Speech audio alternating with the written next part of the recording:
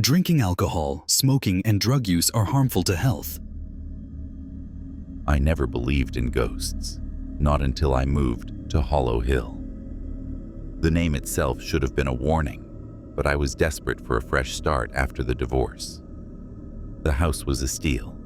Too cheap, really, for a sprawling Victorian with stained glass windows and a wraparound porch.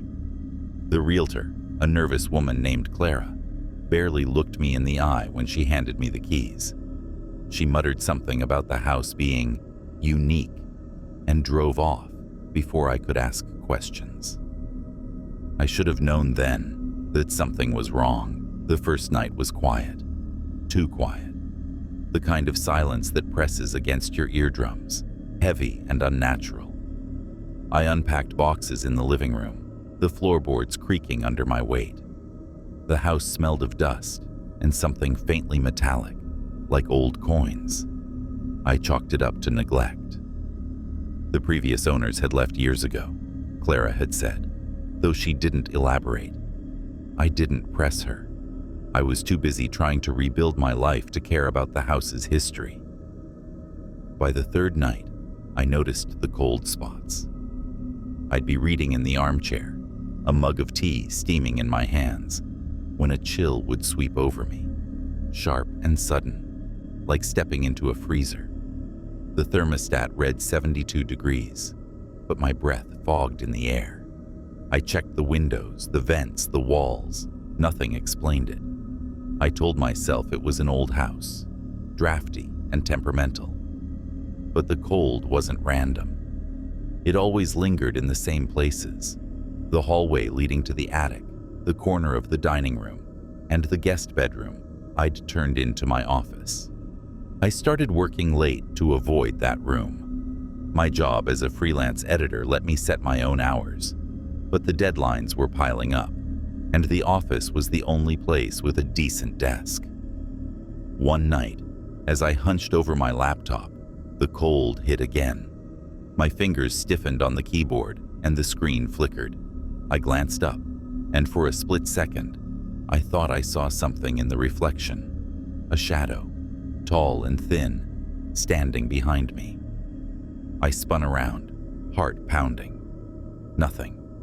Just the empty room, the desk lamp casting a warm glow on the peeling wallpaper.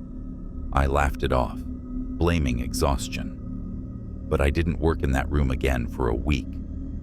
The noises started soon after. At first, it was just a faint scratching, like mice in the walls. I set traps, but they came up empty. The scratching grew louder, more deliberate, always coming from the attic. I'd lie awake at night, staring at the ceiling, listening to the rhythmic scrape, scrape, scrape, like nails dragging across wood. One night, it stopped abruptly, replaced by a low, guttural hum. Not a song, not a voice, just a sound that vibrated in my chest, making my teeth ache. I grabbed a flashlight and climbed the attic stairs, my hands trembling. The door was locked, though I didn't remember locking it. The key was nowhere to be found. I called a locksmith the next morning. He was an older man, grizzled and taciturn, with a faded tattoo of a cross on his forearm. When I told him about the attic, his eyes narrowed. "You sure you want to go up there?" he asked. I laughed, thinking he was joking. He didn't laugh back. He jimmied the lock in under a minute and left without taking my money, muttering something about not wanting to be involved. I didn't know what he meant, but his words stuck with me.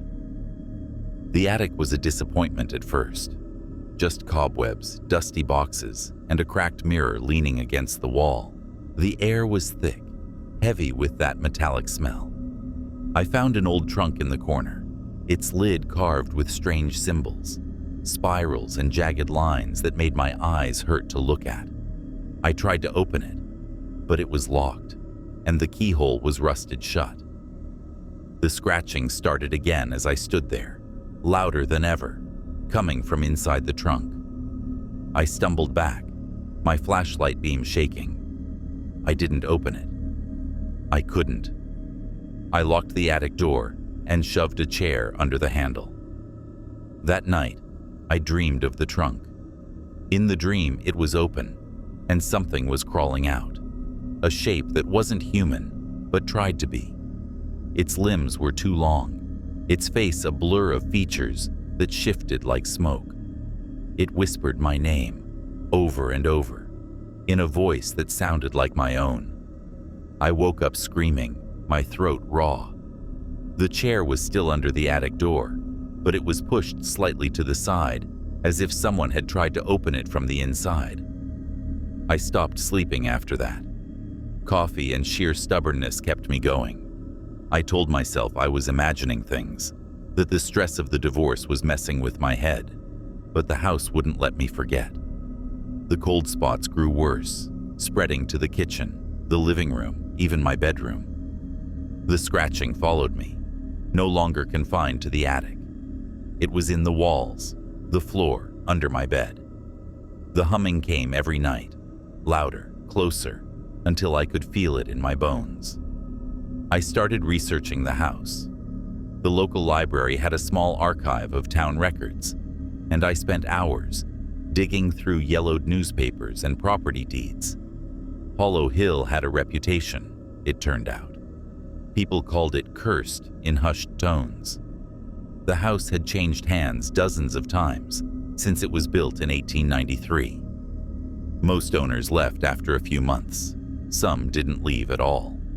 A grainy article from 1927 mentioned a family who'd lived here, a mother, father, and 2 children. They'd vanished one winter, leaving behind half-eaten meals and bloodstains on the attic floor. The article didn't say more, but the librarian, an elderly woman with sharp eyes, watched me closely as I read. "You live there, don't you?" she asked. I nodded. She pressed a small iron cross into my hand and told me to keep it close.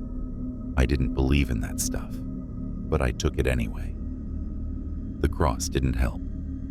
The next night, the humming turned into words. Not clear words, not at first, just fragments, hissed in the dark. Stay. Mine, always.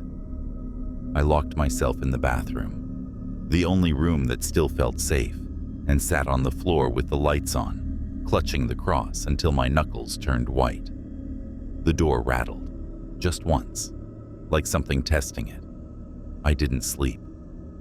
I decided to leave. I packed a bag, booked a motel room in the next town, and called a moving company. But when I tried to leave, the front door wouldn't open. The lock turned, the handle moved, but the door wouldn't budge, like it was sealed by an invisible force. The windows were the same, stuck fast, the glass cold to the touch. My phone died, even though it had been fully charged. The power flickered, then went out completely. I was trapped. That's when I saw her. I was in the kitchen, trying to pry open the back door, when I caught movement in the corner of my eye. A woman, standing in the dining room, her back to me. She was tall, her dress tattered and gray, her hair long and matted. She didn't move, didn't breathe. I called out, my voice shaking. She turned slowly, and I wished she hadn't. Her face was wrong, too pale, too still, with eyes like black pits that seemed to suck in the light. She smiled, and her mouth was too wide, filled with teeth that didn't fit. I ran, slamming the bedroom door behind me, my heart pounding so hard I thought it would burst. She was there the next night too, and the night after that, always in a different room, always watching. Sometimes she'd hum, that same guttural sound, and the words would come clearer. "You're mine. You'll stay." I stopped trying to leave. The house wouldn't let me. I barricaded myself in the bedroom, living on canned food and tap water. But she found me anyway. She'd stand at the foot of my bed, her head tilted at an unnatural angle, her smile never fading. I stopped looking at her, but I could feel her presence heavy, like a weight on my chest. I found the journal a week later. It was tucked under a loose floorboard in the bedroom, its pages brittle and stained. The handwriting was shaky, dated 1927. It belonged to the mother from the article, Elizabeth Marrow. She wrote about the house, how it woke up after they moved in. She described the cold spots, the scratching, the humming. She wrote about the trunk in the attic, how her husband had found it and tried to open it. "It wants us," she wrote. "It wants our blood." The last entry was scrawled in a panic. "She's here. She won't let us leave." I knew then that I had to destroy the trunk. It was the source, the heart of whatever was haunting this place. I grabbed a crowbar from the garage and climbed the attic stairs, my legs shaking. The door was unlocked this time, swinging open before I touched it. The attic was darker than I remembered, the air thick with that metallic smell. The trunk was there, its symbols glowing faintly, pulsing like a heartbeat. I raised the crowbar, but before I could swing, the lid creaked open. She came out, not the woman from the dining room, but something worse. It was her, but not her. A thing that wore her face like a mask, its body twisting and jerking as it crawled toward me. Its voice was a chorus of whispers, all saying my name. I swung the crowbar, but it passed through her like smoke. She laughed, a sound that made my ears bleed, and then she was gone. The trunk slammed shut. I don't know how long I sat there, shaking, the crowbar still in my hand. The house was silent again, but it wasn't empty. She was waiting. I could feel her, just out of sight, her eyes on me. I tried to burn the trunk the next day, dousing it with lighter fluid and dropping a match. The flames caught, but they didn't spread. They flickered and died, leaving the trunk untouched. I tried smashing it with an axe, but the blade bounced off, the wood unmarred. The symbols glowed brighter, mocking me. I stopped fighting after that. The house had won. She had won. I live in the bedroom now, the door locked, the windows covered. I don't go near the attic. I don't look in mirrors. The scratching is constant. The humming never stops. She's always there, just out of sight. Her smile burned into my mind. Sometimes I hear her footsteps, slow and deliberate, pacing the hallway. Sometimes I feel her breath on my neck. I'm writing this because I need someone to know. The house on Hollow Hill isn't empty. It's alive, and it's hungry. If you find this, don't come looking for me. Don't buy the house. Don't open the trunk.